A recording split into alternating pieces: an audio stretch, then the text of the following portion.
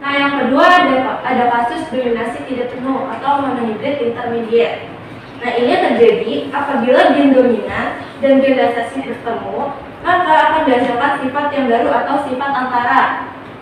Nah, contohnya ada kesilangan bunga putih merah jenis Jakarta merah dengan bunga putih. Nah, jadi di sini ada dua jenis bunga, ada bunga warna merah dan dengan genotip M besar, dan ada bunga putih dengan genotip M kecil. Nah, pada kesilangan monohibrid intermediate ini, perbedaannya sama yang dominan tadi, ketika kita campur M besar dengan M kecil, maka warna yang akan muncul adalah warna baru. Sedangkan pada monohibrid dominan, warna yang akan muncul itu adalah warna yang lebih kuat atau sifatnya itu lebih dominan. Seperti bunga berwarna merah, ketika kita campur dengan bunga berwarna putih, maka warna yang akan dihasilkan adalah bunga berwarna merah muda atau pink. Nah, masing-masing induk yang akan kita silangkan ini nanti akan menghasilkan gamet. Bunga yang berwarna merah akan menghasilkan gamet M besar, sedangkan bunga yang berwarna putih akan menghasilkan gamet M kecil. Nah, ketika keduanya kita silangkan atau kita gabungkan, maka anak atau filial yang akan dihasilkannya akan memiliki genotip M besar M kecil. Nah, karena ini adalah persilangan intermediate, monohibrid intermediate, maka warna yang akan muncul di sini adalah warna baru, yaitu warna bunga berwarna merah muda atau bunga berwarna pink. Nah, ini perbedaannya dengan monohibrid dominan tadi. Nah, kalau anak yang dihasilkan pada filial satu ini kita silangkan sesamanya, maka yaitu M besar M kecil kita silangkan dengan M besar M kecil. Maka gamet yang akan dihasilkan itu akan terdiri dari dua jenis. Ada gamet dengan genotip M besar dan genotip M kecil. Nah, sebelah sini juga memiliki genotip yang sama seperti ini, terdiri dari dua jenis genotip. Kita silangkan nanti kita kawinkan menggunakan tabel. Di sini ada gamet pertama dan ada gamet kedua. Jika yang besar kita kawinkan dengan M besar, maka genotip yang dihasilkannya adalah M besar atau bunga berwarna merah. Jika yang besar kita silangkan dengan M kecil, maka genotip yang akan dihasilkannya adalah M besar M kecil atau bunga berwarna merah muda atau pink.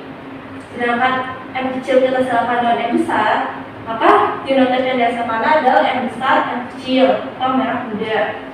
Nah, yang terakhir, jika M kecil kita silangkan dengan M kecil, maka genotip yang dihasilkannya adalah M kecil atau bunga berwarna putih. Nah, jika kita bandingkan rasionya, maka rasio genotipnya adalah 1:1. Satu buah bunga dengan genotip M besar, dua buah bunga dengan genotip M besar kecil, satu buah bunga dengan genotip M kecil. Nah, kalau tadi pada monohibrid dominan cuma ada dua fenotip yang dihasilkan. Sedangkan kalau pada monohibrid intermediate, fenotip yang dihasilkan itu terdiri dari tiga jenis, itu 1:1. Satu buah bunga berwarna merah, dua buah bunga berwarna merah muda, dan satu buah bunga berwarna putih. Selanjutnya ada persilangan dihibrid. Persilangan dihibrid ini adalah persilangan dengan dua sifat beda atau lebih. Nah, pada persilangan dihibrid ini berlaku hukum Mendel 2. Contohnya, di sini ada persilangan antara biji bulat kuning dengan biji kisut hijau. Biji bulat dengan genotip B besar lebih dominan terhadap biji kisut dengan genotip B kecil, dan warna kuning dengan genotip K besar lebih dominan terhadap warna hijau dengan genotip K kecil. Lakukan persilangan sampai mendapat F2. Nah, di sini ada B besar, K besar, kita silangkan dengan biji kisut hijau, yaitu dengan genotip B kecil, K kecil. Nah, ketika keduanya ini kita silangkan, maka gamet yang akan dihasilkannya, bulat kuning menghasilkan gamet B besar, K besar, kisut hijau menghasilkan genotip B besar, kecil. Ketika keduanya kita silangkan, maka anak atau filial yang akan dihasilkan memiliki genotip B besar, B kecil, K besar, K kecil, atau bulat kuning. Nah, kalau seandainya kita silangkan sesamanya, yaitu B besar, B kecil, K besar, K kecil, kita silangkan dengan B besar, B kecil, K besar, K kecil, maka gamet yang akan dihasilkan itu akan terdiri dari beberapa jenis. Yang Pertama ada dengan genotip B besar K besar, B besar K kecil, B kecil K besar, B kecil K kecil. Nah, sebelah sini juga memiliki gambaran sama seperti ini. Nah, jika B besar K besar kita samakan dengan B kecil K kecil, K besar, maka genotip yang dihasilkan adalah B besar B kecil, K besar K besar, atau bulat kuning.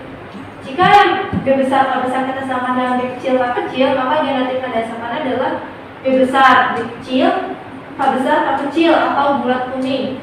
Selanjutnya yang kedua, jika B besar K kecil kita samakan dengan B besar K besar, maka genotip yang dihasilkan adalah B besar B kecil, K besar K kecil, atau bulat kuning. Yang kedua, jika B besar K kecil kita samakan dengan B besar K kecil, maka genotip yang dihasilkannya adalah B besar B besar, K besar K kecil, K kecil, K kecil, atau bulat hijau. Jika B besar K kecil kita samakan dengan B kecil K besar, maka genotip yang dihasilkannya adalah B besar B kecil, K kecil, K besar K kecil, atau bulat kuning. Jika B besar K kecil kita samakan dengan B kecil K kecil, maka genotip yang dihasilkannya adalah B besar B kecil, K kecil K kecil, atau bulat hijau. Selanjutnya ketiga, jika B kecil K besar kita samakan dengan B besar K besar, maka genotip yang dihasilkannya adalah B besar B kecil, K besar, atau bulat kuning. Jika B kecil K besar kita samakan dengan B besar K kecil, maka genotip yang dihasilkannya adalah B besar B kecil, K besar, K kecil, atau bulat kuning. Jika B kecil K besar kita samakan dengan B kecil K besar, maka genotip yang dihasilkannya adalah B kecil K besar, atau kisut kuning. Selanjutnya, jika B kecil K besar kita samakan dengan B kecil K kecil, maka genotip yang dihasilkannya adalah B kecil K besar K kecil, atau kisut kuning. Yang terakhir, jika B kecil K kecil kita samakan dengan B besar K besar, maka genotip yang dihasilkannya adalah B besar B kecil, K besar K kecil, atau bulat kuning. Jika B kecil K kecil kita samakan dengan B besar K kecil, maka genotip yang dihasilkannya adalah B besar B kecil, K besar K kecil, atau bulat hijau. Jika B kecil K kecil kita samakan dengan B kecil K besar, maka genotip yang dihasilkannya adalah B kecil K besar K kecil, atau kisut kuning. Nah, terakhir, jika B kecil K kecil kita samakan dengan B kecil K kecil, maka genotip yang dihasilkannya adalah B kecil K kecil, atau kisut hijau. Sehingga akan diperoleh F2-nya yaitu bulat kuning, bulat hijau, kisut kuning, dan juga kisut hijau. Untuk perbandingan fenotipnya yaitu 9-3-3-1. 9 buah biji dengan bulat kuning, 3 buah biji dengan bulat hijau, 3 buah biji dengan kisut kuning, dan 1 buah biji dengan kisut hijau. Lalu untuk pembahasan kelainan genetik akan dijelaskan oleh saya sendiri. Tadi kita sudah belajar mengenai materi genetik dan Mendel. Sekarang kita akan bahas mengenai kelainan genetik. Buta warna yaitu kelainan pada seseorang yang tidak dapat membedakan beberapa warna dengan baik. Nah, jadi ada beberapa warna yang tidak dapat dibedakan oleh orang tersebut. Nah, misalkan warna kuning dan oranye, biru dan hijau gitu. Jadi ada beberapa warna yang terlihat sama padahal warna itu berbeda gitu. Jadi ketika dites oleh molekula warna, mereka akan kesulitan melihat angka berapa yang ada pada pola-pola warna tersebut. Penyebab dari buta warna yaitu gen buta warna yang terdapat dalam kromosom XCB. Apa itu XCB? Aslinya ini BCB ya, tapi di sini BC. CB itu singkatan dari colorblind yang artinya buta warna. Di sini wanita kalau normal maka kromosomnya adalah X dan X. Wanita itu punya 23 pasang kromosom. 22 pasangnya itu adalah autosom atau sel tubuh dan satu pasang itu sel kelamin. Nah, Kalau salah satu kromosomnya membawa gen buta warna, maka disebut wanita karir. Kenapa? Karena salah satu kromosomnya membawa gen buta warna. Nah, di sini wanita buta warna itu seperti ini, XCB dan XCB. Nah, kalau dua-dua kromosomnya ini membawa gen buta warna, maka disebut wanita buta warna. Kenapa? Karena wanita akan buta warna kalau kedua kromosom X-nya itu membawa gen buta warna. Sama dengan laki-laki, cuman bedanya itu laki-laki tidak ada yang namanya laki-laki karir. Kalau misalkan perempuan ada perempuan karir, kalau laki-laki tidak ada, dan laki-laki memiliki kromosom X dan Y. Di sini ada contoh pola-pola warna yang biasa digunakan untuk mengetes apakah kalian mengalami buta warna atau tidak. Yang pertama di sini ada angka 5. Jika kalian tidak dapat melihat angka pada pola-pola warna tersebut, maka kemungkinan kalian adalah sebagian dari orang-orang yang menderita buta warna. Nah, yang kedua yaitu hemofilia. Hemofilia merupakan kelainan di mana seseorang darahnya sulit membeku bila terluka. Gen yang mengendalikan sifat ini adalah gen resesif dan terpaut pada kromosom X. Dalam keadaan homozigot, resesif gen ini bersifat letal atau menimbulkan kematian. Jadi biasanya kalau orang normal kan kalau misalkan berdarah atau terluka gitu bisa berhenti sendiri.